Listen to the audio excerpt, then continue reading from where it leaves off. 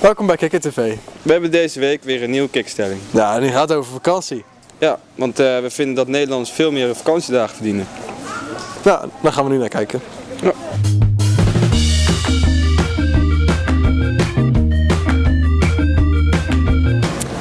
Nou, ik vind het toch nog niet zo slecht, eerlijk gezegd. Want je hebt, ik weet niet, als je werkt dan heb je dus minder vakantie. Maar als je schooltijden hebt, heb je toch 4 keer in het jaar vakantie. En nou, vroeger hadden ze 1 week, mijn ouders dus. En nu hebben wij al 14 dagen, 3 weken, dus dat is nog niet zo gek. Nou ja, we hebben op zich best veel vakantie toch? Ik ben er, ja, vakantie is wel leuk hoor, een beetje extra, dat vind ik helemaal niet erg. Maar nu heb ik 2 weken vakantie, dat vind ik best lang genoeg. Moet een beetje werken en zo, dus...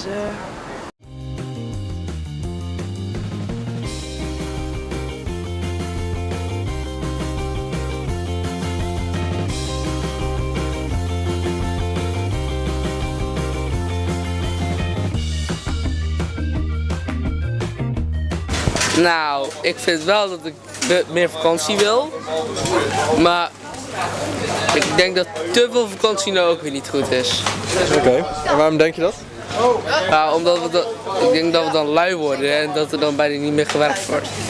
Nou, dat zou mooi zijn. Ik weet, in Finland hebben mensen sowieso veel meer vakantie als hier. Nou zit ik zelf in het onderwijs, dus ik heb wel razend vaak vrije dagen, maar ik maak ook veel uren in de andere weken, dus ik ben wel voor meer vakantie. Nou, ik vind van niet, want wij zijn toch een bevooroordeeld land. Want er zijn heel arme landen waar ze helemaal niks hebben. En ik vind dat wij als Nederlanders helemaal niet slecht uitkomen.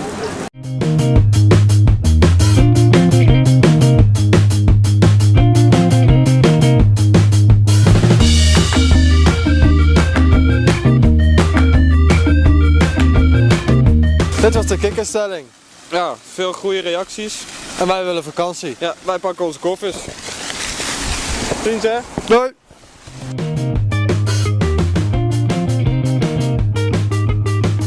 Vakantie, vakantie, wij zijn heel erg blij. Vakantie, vakantie, wij willen heel veel vrij.